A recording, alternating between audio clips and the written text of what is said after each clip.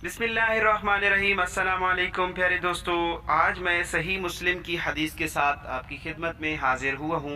उम्मीद है आप इस हदीस मुबारक को तवज्जो से सुनेंगे और इस पर अमल भी करेंगे और अपने दोस्तों के साथ भी इसे शेयर करेंगे। तो चलते हैं इस हदीस मुबारक की तरफ। प्यारे दोस्तों, नबी करीम सल्लल्लाहु अलैहि वसल्लम ने इरशाद फरमाया, एक दीनार वो है जो तुम अल्लाह की राह में खर्च करते हो, और एक दीनार वो है जो तुम ग़ुलाम आज़ाद कराने में खर्च करते हो, और एक दीनार वो है जो तुम किसी मस्कीन पर सदका करते हो, और एक दीनार वो है जो तुम अपने अहलो इयाल पर खर्च करते हो।